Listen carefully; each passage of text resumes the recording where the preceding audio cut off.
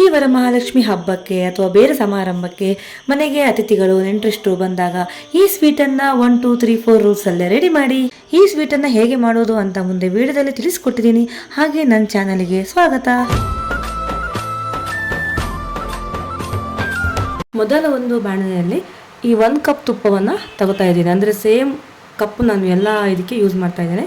1 cup ತುಪ್ಪವನ್ನು first ತಗೋತಾ ಇದ್ದೇನೆ. ನಂತರ ಸ್ವಲ್ಪ ಗೋಡಂಬಿಯನ್ನು ಹಾಗೆ ದ್ರಾಕ್ಷಿಯನ್ನು ಹುರಿತೇನೆ. ಸ್ವಲ್ಪ ಬ್ರೌನ್ ಕಲರ್ ಬರಬೇಕದು. ಹಾಗೆ ಸ್ವಲ್ಪ ದ್ರಾಕ್ಷಿಯನ್ನು ಅದಕ್ಕೆ ಹಾಕ್ತಾ ಇದ್ದೇನೆ. ಫಸ್ಟಿಗೆ ದ್ರಾಕ್ಷಿ ಹಾಕಿಬಿಟ್ರೆ ದ್ರಾಕ್ಷಿ ಬೇಗ ಕಪ್ಪಾಗಿಬಿಡುತ್ತೆ. ಫಸ್ಟಿಗೆ ಗೋಡಂಬಿಯನ್ನು ಹುರಿದು ಆಮೇಲೆ ದ್ರಾಕ್ಷಿ ಹಾಕಿ ಹುರಿಬೇಕು. ನೋಡಿ ಈ ಥರ ಆದಮೇಲೆ ಇದಕ್ಕೆ ನಾನು 1 ಕಪ್ ತುಪ್ಪ ತಗೊಂಡೆ. ಇದೇ ಕಪ್ಪಲ್ಲಿ 2 ಕಪ್ಪು ರವೆಯನ್ನು ತಗೋತಾ ಇದ್ದೇನೆ. ಮೀಡಿಯಮ್ ರವೆ ಅಂದರೆ ಕೇಸರಿ ಬಾತ್ ರವೆ ಅಂತ ಸಿಗುತ್ತಲ್ಲ ಅದರಲ್ಲೇ ಹುರಿತಾ ಇದ್ದೇನೆ.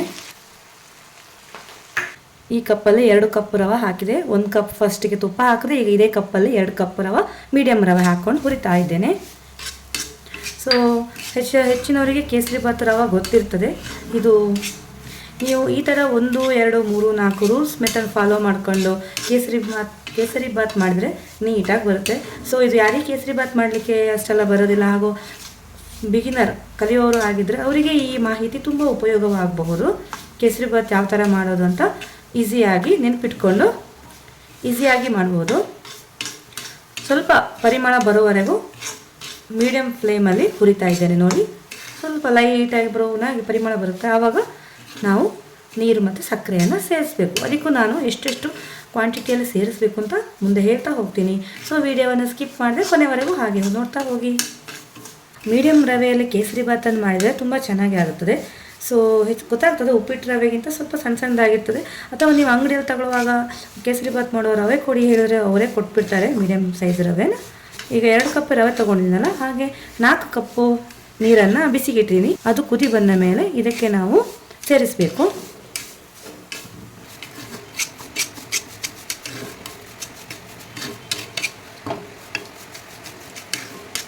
ನಿಮಗೆ ರವೆ ನೋಡಿದಾಗ ಗೊತ್ತಾಗುತ್ತೆ, ಹಾಕಿದಾಗ ಹೇಗಿರುತ್ತೆ.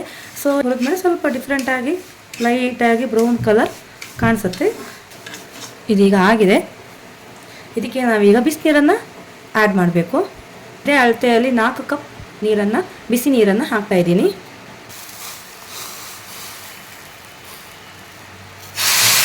1 2 3 ಇದು ಹಾಕಿದ ತಕ್ಷಣ ಬಬಲ್ಸ್ ಥರ ಬರುತ್ತೆ. ಅದೇ ಸ್ವಲ್ಪ ನೀಟಾಗಿ ಬೇಯಬೇಕು. ಅದು ಒಂದು ಮೀಡಿಯಮ್ ಫ್ಲೇಮಲ್ಲಿ ಈ ಥರ ಕಲಿಸ್ಬೇಕು. ನೋಡಿ ಎಷ್ಟು ಬೇಗ ಹೀರ್ಕೊಬಿಡ್ತು ನೋಡಿ. ತುಪ್ಪ ಎಲ್ಲ ಹಾಕಿ ಆಗಿದೆ, ಇನ್ನೇನು ಹಾಕೋದು ಬೇಡ. ಆಮೇಲೆ ತುಪ್ಪದ ಕ್ವಾಂಟಿಟಿಯನ್ನು ನೀವು ಸ್ವಲ್ಪ ನಿಮಗೆ ಅಭ್ಯಾಸ ಆದಮೇಲೆ ಹೆಚ್ಚು ಮಾಡ್ಕೋಬೋದು ಅಥವಾ ಕಮ್ಮಿನೂ ಹಾಕೋಬೋದು. ನೋಡಿ ಈಗ ಈ ಹದಕ್ಕೆ ಬಂತು. ಇದಕ್ಕೆ ಈಗ ನೀವು ಸಕ್ಕರೆಯನ್ನು ಆ್ಯಡ್ ಮಾಡ್ಕೋಬೇಕು. ನೆಕ್ಸ್ಟು ಸಕ್ಕರೆ 2 ಕಪ್ ರವೆಗೆ 3 ಕಪ್ ಸಕ್ಕರೆಯನ್ನು ಹಾಕಬೇಕು. ಆಗ ಒಂದು ಹದವಾದ ಸರಿಯಾದ ಸ್ವೀಟ್ ಬರ್ತದೆ. 1 2 3 ಸಕ್ಕರೆ ಹಾಕಿದ ಮೇಲೆ ನೀಟಾಗಿ ಕಲಿಸ್ಬೇಕು. 1 ಕಪ್ ತುಪ್ಪ, 2 ಕಪ್ ರವೆ, 3 ಕಪ್ಪು ಸಕ್ಕರೆ ಮತ್ತು 4 ಕಪ್ಪು ಬಿಸಿ ನೀರು. ಸೊ ಈ ಅಳತೆಲ್ಲ ಮಾಡಿದರೆ ನೀಟಾಗಿ ಬರುತ್ತೆ. ಇದು ಯಾರು ಕಲಿಯೋರು ಇರ್ತಾರೆ ಅಥವಾ ಕೇಸರಿ ಬಾತ್ ಮಾಡೋಕ್ಕೆ ಬರದೇ ಇರೋರಿಗೆ ಇದು ಈ ಒಂದು ಮೆಥಡ್ ಇದೆಯಲ್ಲ, 1 2 3 4 ಚೆನ್ನಾಗಿ ಸುಲಭವಾಗಿ ಮಾಡ್ಬೋದು. ಯಾವುದೇ ಕನ್ಫ್ಯೂಷನ್ಸ್ ಇರೋದಿಲ್ಲ. ಯಾವುದೇ ಹಬ್ಬಕ್ಕೆ ಪ್ರಸಾದ ರೆಡಿ ಮಾಡಬೇಕಾದ್ರೂ ನೀಟಾಗಿ ಸಿಹಿ ಎಲ್ಲ ಬಂದುಬಿಡುತ್ತೆ. ಯಾವುದೇ ಟೆನ್ಷನ್ ಇಲ್ಲದೆ ಮಾಡ್ಬೋದು. ಸೊ ಈ ಮೆಥಡ್ನ ಫಾಲೋ ಮಾಡಿ ನೀವು ಕೂಡ ಕೇಸರಿ ಬಾತ್ ಈ ಥರನೇ ರೆಡಿ ಮಾಡಿ ನೋಡಿ. ಯಾವುದೇ ಗಂಟು ಕೂಡ ಬಿದ್ದಿಲ್ಲ. ಎಷ್ಟು ಚೆನ್ನಾಗಾಗಿದೆ. ಚೆನ್ನಾಗಿ ಕುಡಿದ್ರೆ ಯಾವ ಗಂಟು ಕೂಡ ಬೀಳೋದಿಲ್ಲ.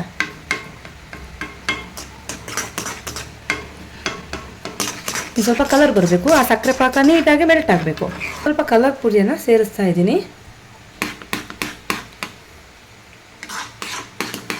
ಒಂಚೂರು ಹಾಕಿದ್ರೆ ಸಾಕು, ಒಳ್ಳೆ ಕಲರ್ ಬರ್ತದೆ ಅದು.